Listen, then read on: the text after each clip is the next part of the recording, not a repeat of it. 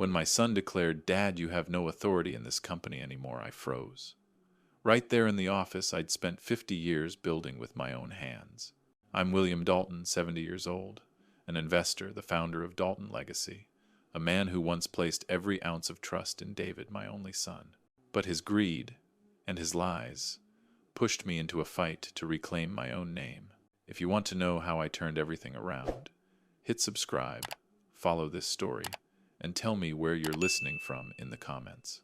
When David stood there, eyes wide, empty, like he couldn't even recognize the pain his words carved into me, a cold streak ran down my spine. I'd sat in that same chair decades ago, watched Dalton Legacy grow from tiny handshake deals into a $30 million real estate empire. Every brick, every project, every contract across 50 long years carried my fingerprints. And now my own son, the one I trusted without a shred of doubt, wiped it all away with a single sentence. I remember the day I handed everything over to him. A small ceremony in the main conference room. Just a few loyal employees. I gave him the office keys, my hand trembling, but my eyes steady. "David, you're the only one I trust. Dalton Legacy is yours now," I said. I smiled, but inside was a mix of hope and a little fear. I kept only the consulting agreement and a tiny office to sit in, figuring I'd rest, offer experience when needed. Never, not once, did I imagine my kindness would turn into a blade pressed straight into my own heart. 6 months later, the betrayal hit like a brutal storm. Under the influence of his new wife, a woman with cold eyes and a smile full of schemes, David cut off my entire pension. They changed the office locks and hung a sign, "Not for him." I walked up to that door trying to stay calm, but my hands shook, my breath stuttered, and the anger boiling inside refused to stay quiet.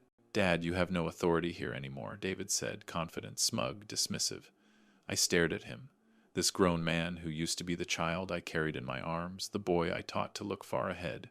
And now he looked at me like I was some washed-up old man with nothing left to offer. In those first days, I just stood outside, watching the company I built being taken over piece by piece. Every time I walked past that office, something twisted inside my chest. I remembered every framed photo, every award on the shelf, now just silent witnesses to betrayal.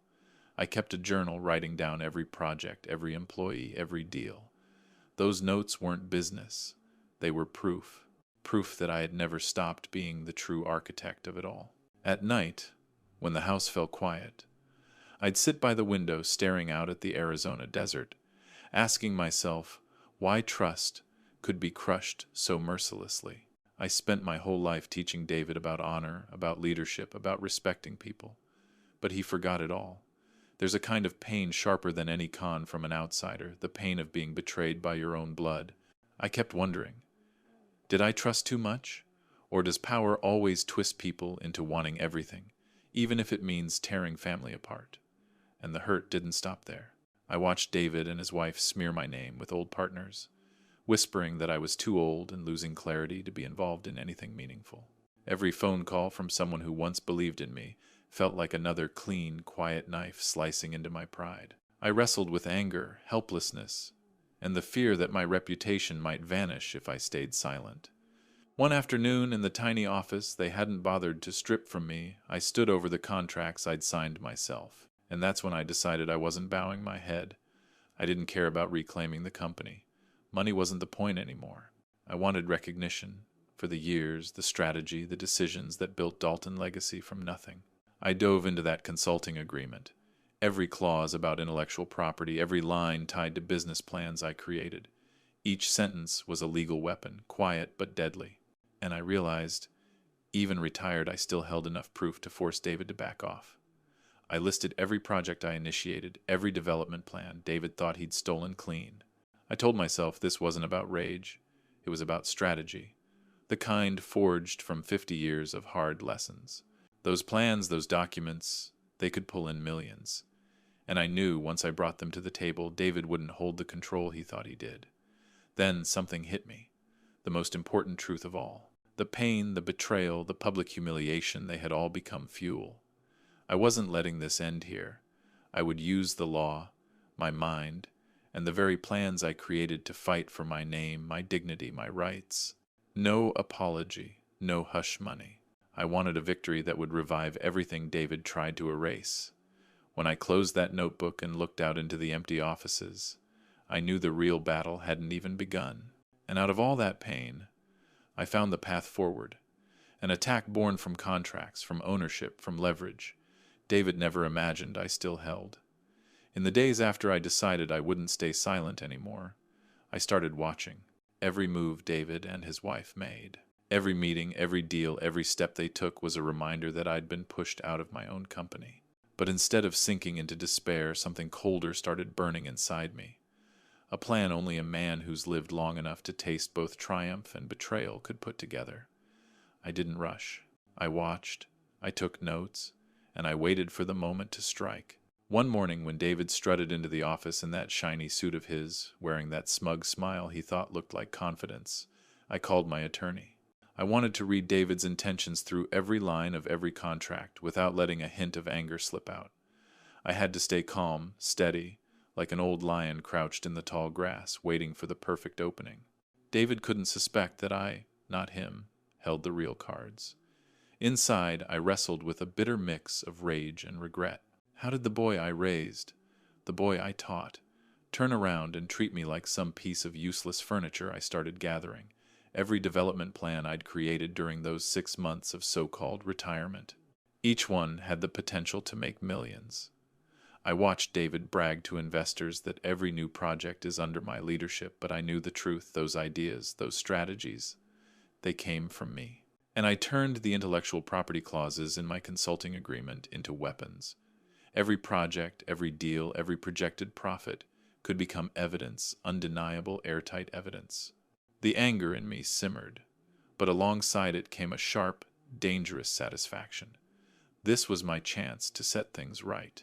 One night, sitting alone in that tiny office, its yellow lamp casting long shadows over old files, I looked at a key land lease contract still under my personal name. I remembered those brutal negotiations, the patience it took to win that deal.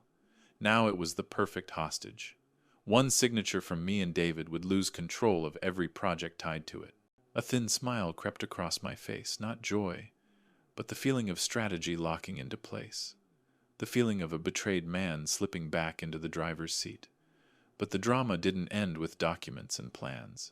I had to face David head-on. In a tense meeting, I calmly presented several new projects, plans I'd completed during my retirement. His eyes twitched, his breath quickened, his jaw dropped. He never expected I still owned the intellectual rights to all of it. "Dad, you can't do this," David stuttered, his voice cracking. I gave him a thin, icy smile, didn't say a word. Silence sometimes is the hardest lesson a man can learn. Inside, I was torn apart, rage on one side, sorrow on the other. I remembered the years I spent teaching him how to negotiate, how to think ahead, and now those lessons came back like a slap across his own face. The power he thought he held was nothing but an illusion. I had to stay patient. Emotion couldn't control me, not now. Every step, every sentence had one goal: force David to acknowledge the value I built. Then the drama deepened when his wife stepped in, trying to provoke him, feeding him venom, trying to turn him against me with cheap insults. I said nothing. I watched. I stored away every detail, every word. All they did was strengthen my resolve. If I wanted to win, I had to be subtle. Use the law on one side, psychological pressure on the other. I started writing letters to old partners, reminding them of my contributions while keeping my legal ammunition hidden inside the consulting agreement. This wasn't a fight over money. This was a war of intellect, a war of endurance. Then, on a blistering Arizona afternoon, when David proudly announced to the staff that every project is under my command, I sent my attorney a detailed list of projects, each one marked with notes showing the intellectual property belonged to me. I knew, the second this reached David, panic would set in. Every project on that list was a legal time bomb, and he'd have to choose surrender or lose everything he thought he controlled. In that moment, I felt something sharp, half resentment, half cold satisfaction. I had been betrayed, humiliated, shoved aside, but now I was turning that pain into a weapon. Every phone call, every contract, every plan was another step toward the climax I knew was coming. court. That would be the battlefield where I took back my power. I closed my eyes, inhaled slowly, and told myself, David won't understand what he's lost until the judgment comes. And with every piece of evidence, every legal right, every painful memory fueling me, I prepared for the final strike, a place where justice would speak and where David would pay the price for his greed. The plans I kept weren't just proof of my worth. They were the very weapons that would strip him of the projects he thought he owned outright. I never imagined that patience and a lifetime of hard-earned experience would become the sharpest weapons I'd ever wield. When David received the list of projects and the intellectual property that belonged to me, he couldn't hide the panic. I saw his eyes twitch, saw him trying to keep that confident posture, and failing.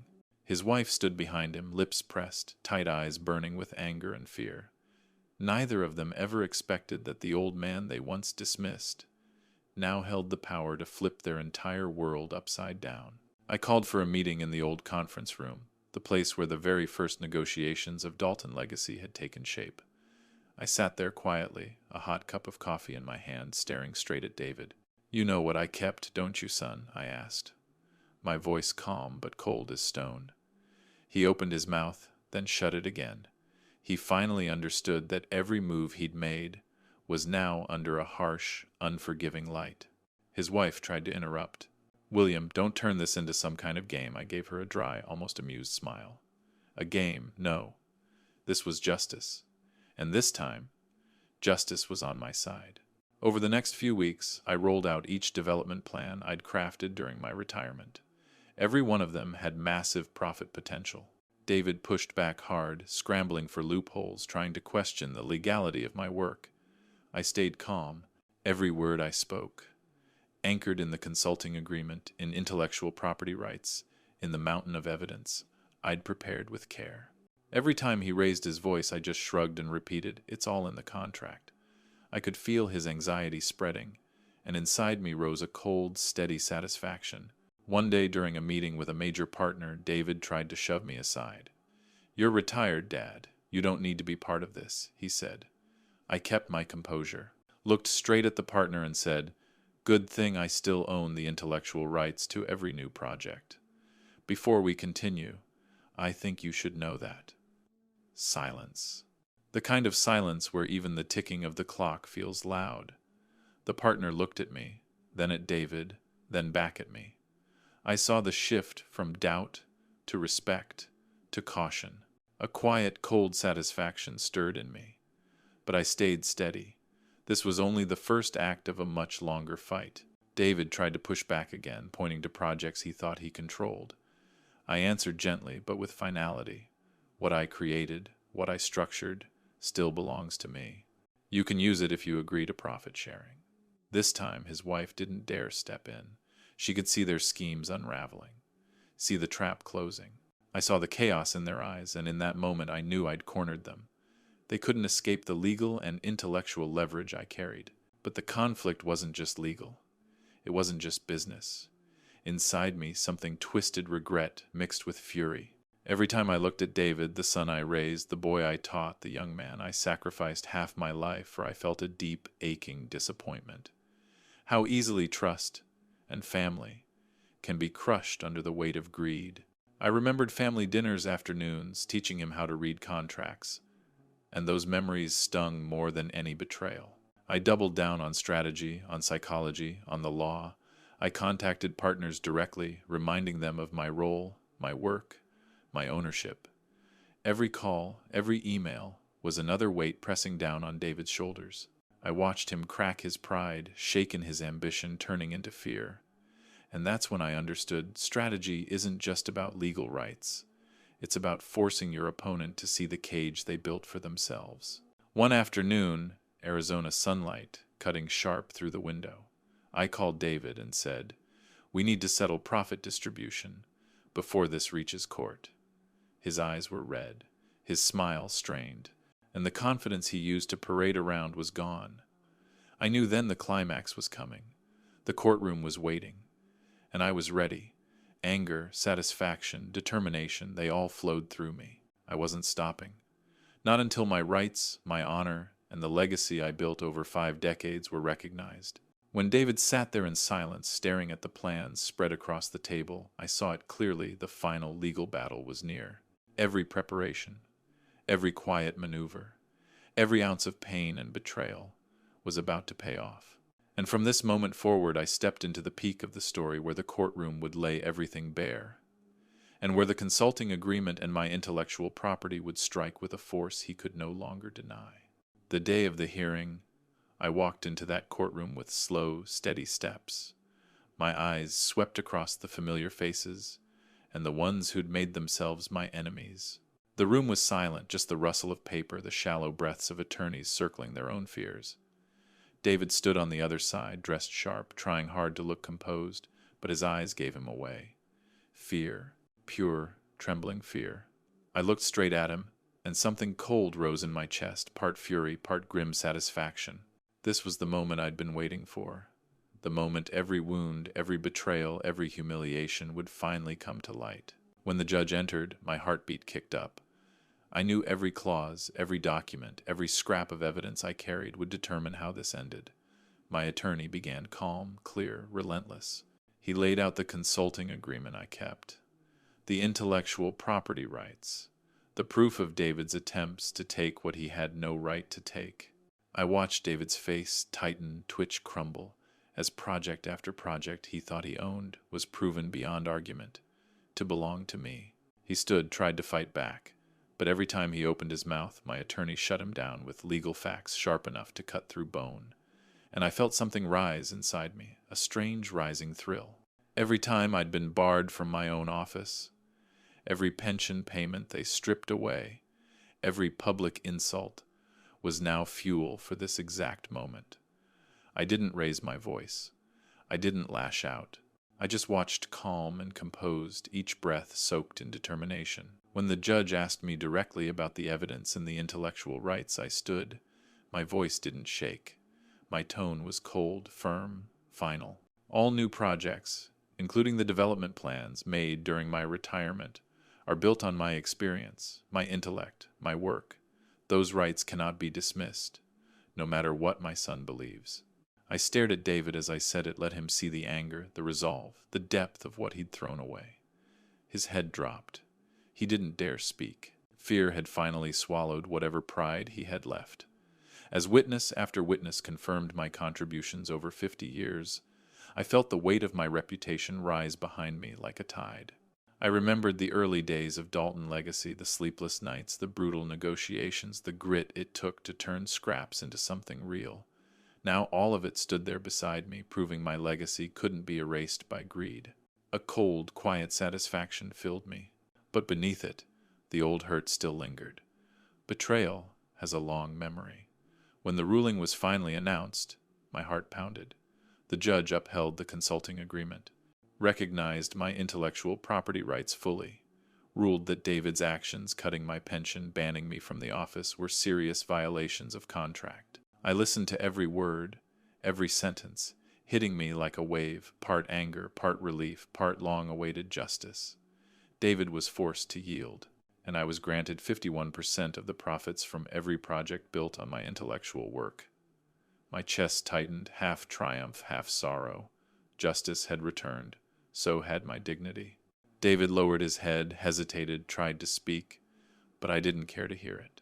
I stepped forward, placed my hand on the table, and said quietly, coldly, "You won the company, David, but you lost your father's trust. Forever. No sentence could repair what he'd broken. But the message was clear: greed can't outrun reputation or wisdom."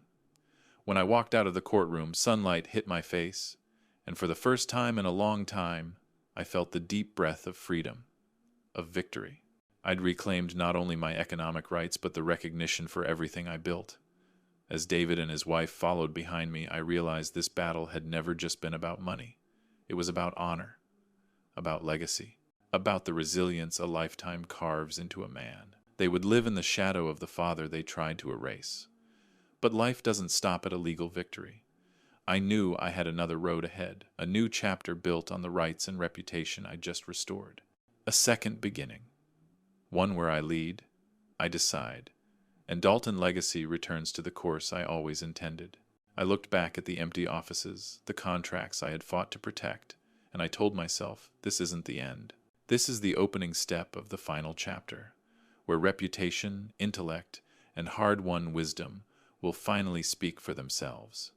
When the hearing finally ended, I didn't feel that explosive victory people like to imagine. Instead, there was this heavy silence inside me where anger, satisfaction, and an old dull ache blended into one slow-burning current. David stood there pale as paper, bitterness swimming in his eyes. His wife stayed quiet, knowing every scheme they'd plotted had just been flipped on its head. But I didn't linger on the pleasure of winning. I knew that 51% control over the profits was only one piece of the battle. The real victory would be what I built with that power. A few weeks later, I started moving. I didn't return to Dalton Legacy. I built a brand new real estate consulting firm. Projects I led myself, using the rights I'd just won back in court. Every contract, every project, carried my signature, my judgment, my experience. But this time, I trusted no one blindly, not even my own son. Something in me had changed. Wisdom and age, they weren't just traits anymore. They were weapons. And I intended to use them to rebuild an empire on my own terms. Meanwhile, David and his wife had no choice but to pay out my share each year, exactly as the court ordered. I heard whispers, saw the numbers. They were struggling, juggling projects, negotiating with partners desperate not to violate my rights again. And in one strange, bitter moment, I realized something. The people who once dismissed my name, doubted my judgment, questioned my clarity after retirement, were now stuck living in the shadow I cast. I wasn't thrilled because of the money. I was satisfied because justice had finally spoken, because greed could not outrun intellect or reputation. Then came an unexpected twist. Old partners, the ones who doubted me, even mocked me, started reaching out, offering new deals, wanting to work with me directly. They didn't see me as just the old founder anymore.